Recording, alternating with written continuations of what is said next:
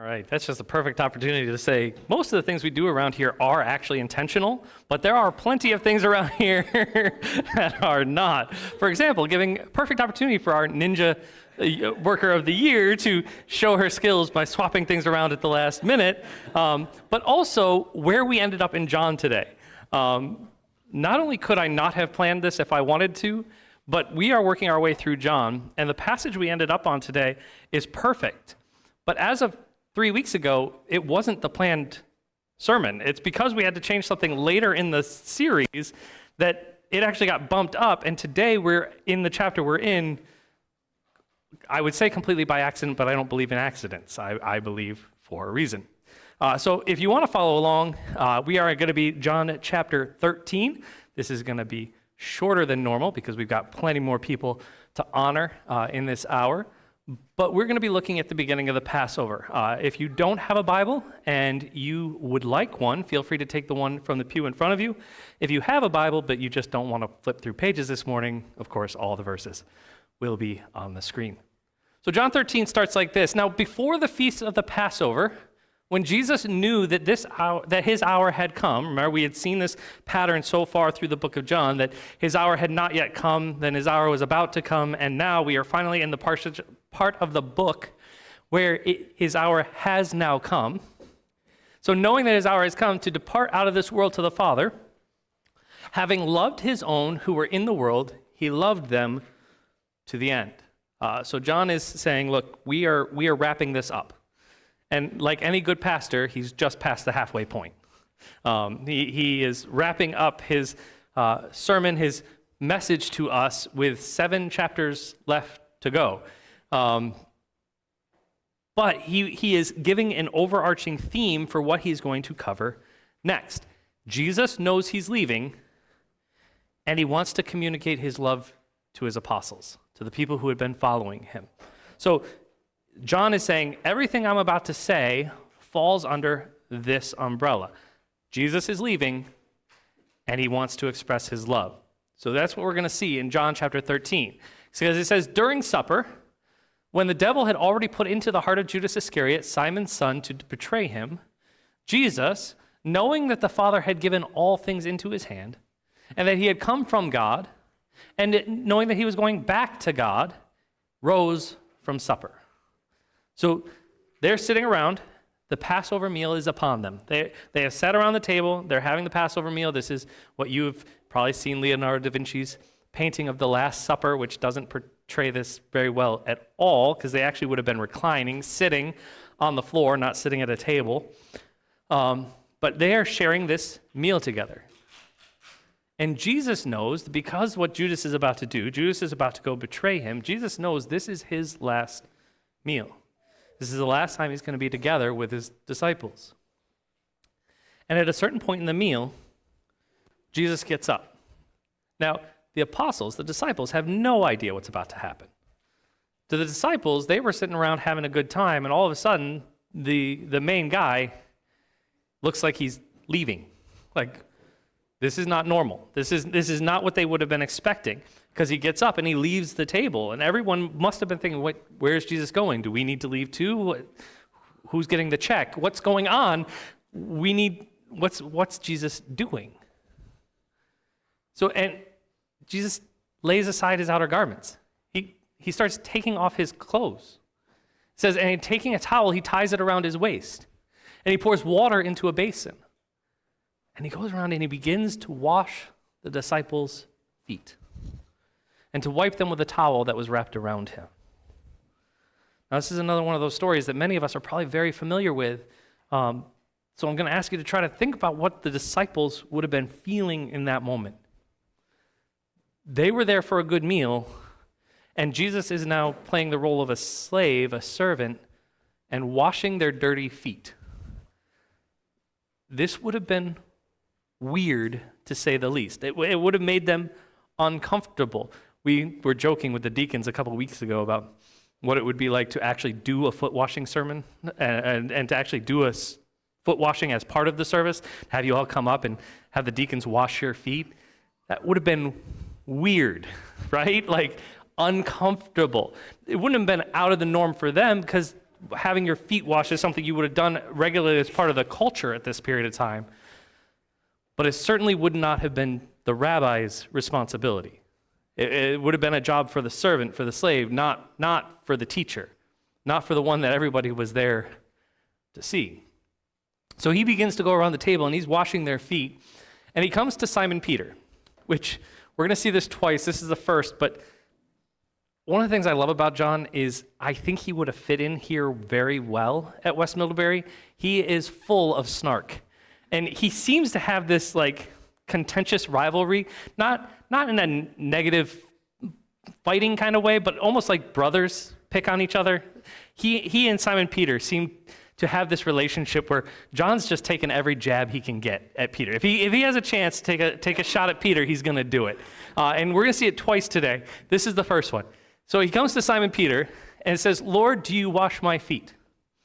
And Jesus answers him, "What I am doing, you do not understand now, but afterwards you will understand." Which, if Jesus, the guy I've been following, the guy who's clearly proven that he's smarter than everybody else for a long period of time, looks at me and says, "You're not going to understand this," that's the end of my talking for the conversation. I am now in listening mode to try to figure out what it is that I don't understand. Let me figure this out, not Peter. So Peter says, "You'll never wash my feet." And Jesus answered him, "If I do not wash you, you shall have no share with me." Peter's like, "No, absolutely not. I won't let you do it. This thing that I don't understand why you're doing it or what the purpose is or any of that. But I'm not going to let you do it." And he said, "Look, if you want to be a part of this, if you want to be a follower of me, even though it's making you uncomfortable, even though you don't want to do it, I'm going to ask you to do it anyway. If you want to be a part of what's going on here, you're going to have to choose to go and follow Jesus." So Simon Peter says, oh, I messed it up. He's right, I don't understand what's going on. "Lord, then not my feet only, but also my hands and my head." If saying no is the wrong idea, I'm going to say yes to everything. And Jesus says, "Look, if one who is bathed does not need to wash except for his feet, but you're clean already. And you are clean, but not every one of you. For he knew who was to betray him, and that was why he said, 'Not all of you are clean.'" So Peter just royally demonstrates he has no clue what Jesus is talking about, which is fine, because Jesus said from the get-go, "You're not going to understand this, but we're going to do it anyway." So he says no, he jumps in with both feet, it's all over the place. But then Jesus takes this opportunity as a teachable moment. He points out the fact that of the 12 of them, the 12 pairs of feet that he washed, one of them was not like the rest. But then he continues on and says, when he had washed their feet and put on his outer garments, got dressed again, and resumed his place at the table, he said to them, "Do you understand what I have done to you?" He says, by the way, the answer for Peter is no. "You call me teacher and Lord, and you are right, for so I am. If then your Lord and teacher have washed your feet, you also ought to wash one another's feet. For I have given to you an example, that you also should do just as I have done to you. Truly, truly, I say to you, a servant is not greater than his master, nor a messenger greater than the one who sent him. If you know these things, blessed are you if you do them." Jesus says, look, I'm going to explain it to you. Clearly, Peter doesn't get it. I'm guessing the other 11 of you don't either, so I'm going to just lay it out for you.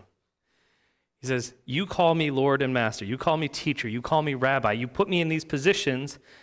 And Jesus, I love it, doesn't mince words. He says, and you're right. That's who I am. Jesus makes it very clear, I am your Lord. I am your Master. I am the one that you should respect. And yet, I have stepped down. I have humbled myself. If you remember our Philippians series, he stepped out of heaven to come down to earth to live as a human being. He humbled himself to live amongst us as one of us.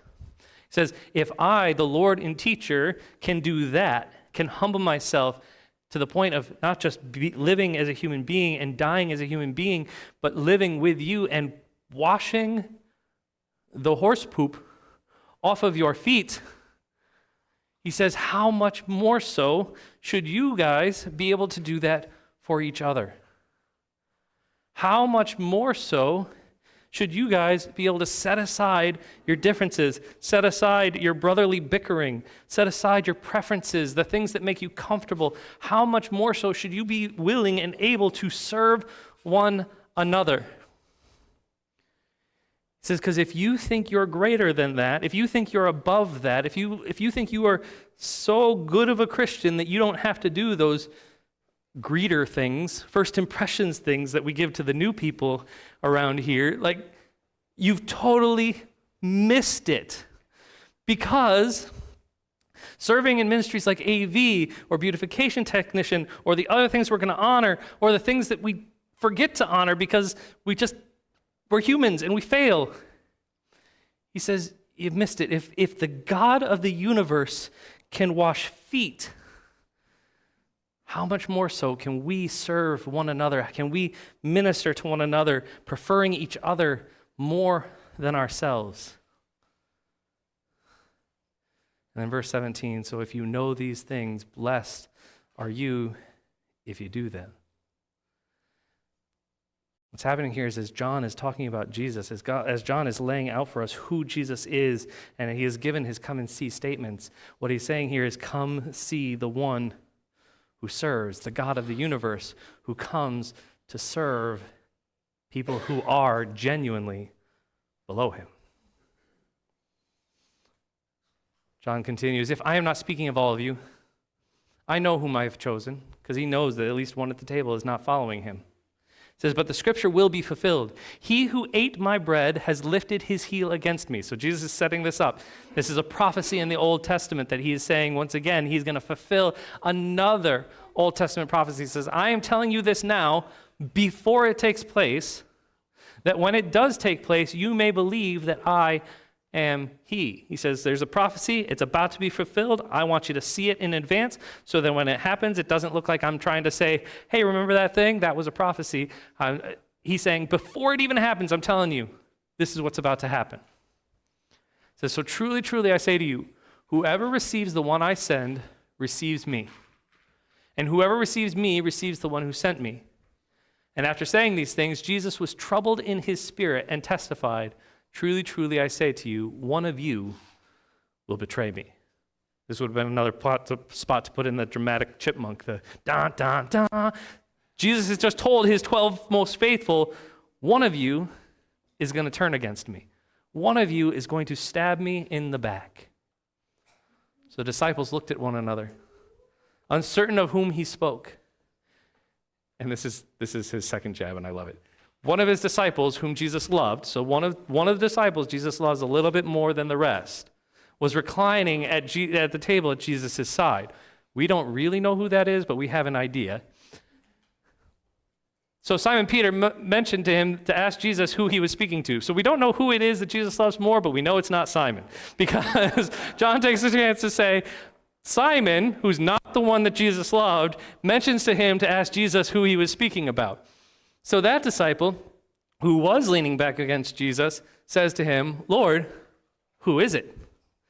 And Jesus answered, it is he whom I will give this morsel of bread when I have dipped it. He said, remember that prophecy I just referenced about the one who gets the bread is the one who's going to betray me?